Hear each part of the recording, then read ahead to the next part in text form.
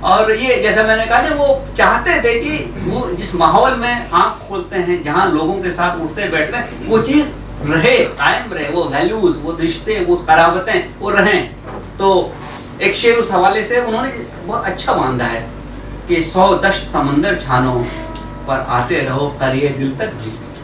100 دشت سمندر چھانو پر آتے رہو قریے دل تک بھی، بیرونی ہوا کے جھونکوں میں ایک موج مقامی رہنے دو. بیرونی ہوا کے جھونکوں میں ایک موج مقامی رہنے دو. اب یہ دیکھیے کہ ایک آدمی جو حساس ہے وہ ایسے چیزوں کو محسوس کر سکتا ہے، کیونکہ عموماً کریٹو لوگ رشتوں میں بہت دیر تک بند کے نہیں رہ پاتے ہیں، یہ مشکل ہے ان کی. اور یہ زمانے کا آبزرویشن تجربہ بھی آپ دنیا میں نکال کے دیکھ لیجئے. سکون طول وفا ہے طلب کی کوتاہی، سکون طول وفا ہے طلب کی کوتاہی، کہ لمس یاد دھڑکتی جسارتیں مانگے، کہ لمس یاد دھڑکتی جسارتیں مانگے. جسم سے ذہن تک کھلتے ہوئے در آئے، جسم سے ذہن تک کھلتے ہوئے در آئے، اس کے ملنے سے کئی رمز میسر آئے، اس کے ملنے سے کئی رمز میسر آئے. اور شکن سمجھ کے نہ ملبوس کی جھٹک مجھ کو. یہ شعر ایک بڑا الگ سا شعر ہے، اور میں بار بار اس کو پڑھتا گیا اور میں سوچتا گیا کہ یہ تصور لانا کتنا مشکل ہے اور اس کو پیش کرنا کتنا مشکل ہے.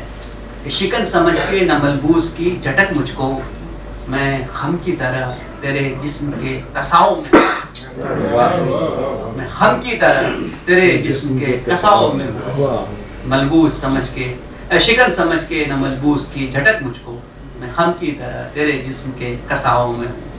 اور یہ جبر و اختیار کا سلسلہ جو چلتے رہتا ہے، لیکن ساز کی شاعری میں کہیں قنوتیت نہیں ملتی ہے. یہ ایک بڑا اچھا سا پہلو ان کی شاعری کا ہے کہ اس کو پڑھ آپ کتنا بھی کرب، تیس، درد کا احساس کر لیں، لیکن وہ آپ کو نا امید نہیں ہونے دے گی. انہوں نے ایک پوری غزل کہی جس میں آخر جو یہ غیر مرتب یہ ہے، دکھ ہے یا غم ہے. 2 غزلیں ہیں ان کی، ہر چیز دکھ ہے، نہیں غم پہ بھی گیا الگ سے. جیون دکھ ہے، یہ دکھ ہے، وہ دکھ ہے، لیکن آپ قنوتیت کے فضا میں نہیں جاتے ہیں، کیونکہ لاکھ تو مجھ کو دباؤ میں ابھر آؤں گا، لاکھ تو مجھ کو دباؤ میں ابھر آؤں گا، سطح ہموار کیے رہتا ہے پانی اپنی، سطح ہموار کیے رہتا ہے پانی اپنی. اور یہ ایک آئینہ اس دور کا، خود روی، خود لذتی، پھر خودکشی. خود روی، خود لذتی، پھر خودکشی، نفس کی تہذیب اور تطہیر کیا، نفس کی تہذیب اور تطہیر کیا. یہ سماج کا آئینہ ہم کو یہ ان کی شاعری میں جا بجا نظر آتا ہے. اور یہ وہ سماج نہیں ہے جو 40 کے بعد والا سماج ہے، جن کی عمر 40 کی ہو گئی. یہ 18 سال، 19 سال، 20 سال سے جو چیزیں شروع ہوتی ہیں، یہ اس کا بھی آئینہ ہے. اور یہ جیسے میں نے عرض کیا تھا کہ تخلیق کا سفر جو ہے وہ چلتا رکتا ہے. وہ ایک درمیان آتا ہے، ایک وقت آتا ہے جس میں سوکھا پڑا رہتا ہے. جمود کا ایک دور گزرا تھا فکر و فن پر، یہ خود کہتے ہیں ساز کہ جمود کا ایک دور گزرا تھا فکر و فن پر، طویل عرصے کے بعد پھر ساز ہم ہوئے تھے، طویل عرصے کے بعد پھر ساز ہم ہوئے تھے. اور حالت جو اپنی غیر ہے عزِ کلام سے، حالت جو اپنی غیر ہے عزِ کلام سے، سو اچھے شاعروں میں یہی بیشتر کی ہے. لفظ ہے کہ اچھے شاعروں میں، سو اچھے شاعروں میں یہی بیشتر کی ہے.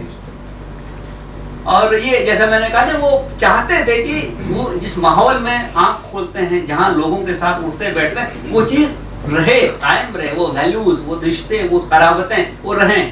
تو ایک شعر اس حوالے سے انہوں نے بہت اچھا باندھا ہے کہ 100 دشت سمندر چھانو پر آتے رہو قریے دل تک بھی، 100 دشت سمندر چھانو پر آتے رہو قریے دل تک بھی، بیرونی ہوا کے جھونکوں میں ایک موج مقامی رہنے دو. بیرونی ہوا کے جھونکوں میں ایک موج مقامی رہنے دو. تو یہ جو چیزیں ہیں میں نے اس لیے ایک دلیل کے طور پر اس لیے پیش کی ہے کہ یہ کوئی ایک عمومی عام سا خطبہ نہیں ہے کہ ایک فارمیٹ آپ نے بنا لیا کہ آدمی کا نام بدل دیجئے تو سب پہ لاگو ہو جاتا ہے. تو یہ تھوڑی میں نے کوشش کی کہ پڑھ کے سمجھ کر کے جو میں سمجھ سکا ایک گفتگو کی شروعات ہو جائے. اب میں اس چیز پہ آؤں گا جو سعد صاحب کی شاعری میں نہیں ہے, اور یہ اس کی وجہ ان کی خود کی شخصیت ہے, جس ڈھنگ سے وہ شعور کی سطح پہ پہنچے, جس سماج میں رہے, جو فطرت ان کو ودیت ہوئی, اور جو ویلیوز قدریں ان کو ملی وہ بھی ہے, اور ایک حد تک خود زندگی کے حالات. میں سمجھتا ہوں کہ ہر تخلیقی سفر میں ذاتی حالات کا بڑا مقام اور دخل ہوتا ہے.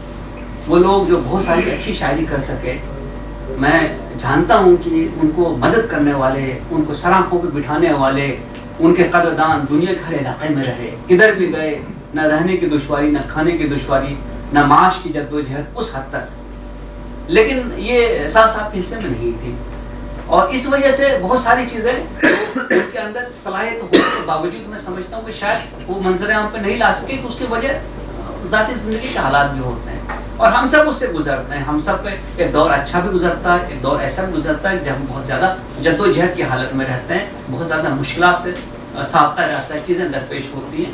تو ان کا جو دائرہ فکر ہے وہ محدود ہے. آپ کو اس کے اندر سعد کی شاعری جس فکر میں ہے, جس دائرہ فکر کے اندر ہے, وہ بڑی بلیغ شاعری ہے, بڑی اعلیٰ شاعری ہے. لیکن آپ بہت سارے موضوعات جو اردو کے عام موضوعات ہیں وہ ان کی شاعری میں آپ کو نہیں ملیں گے. وحدت الوجود اور تصوف کی وجہ سے ایک حد تک جو تشکیک کا مادہ ہوتا ہے, ہر چیز پہ سوال کرنا, وہ ان کی شاعری میں آپ کو نہیں ملے گا.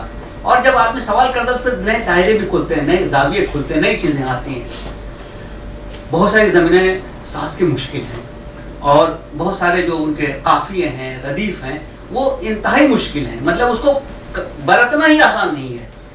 ان کی قادر کلامی کا بھی وہ جوہر ہے, لیکن کیا ہوتا ہے کہ روانی اس سے ایک حد تک متاثر ہوتی ہے, آپ کی زبان زد جلدی نہیں ہوتی.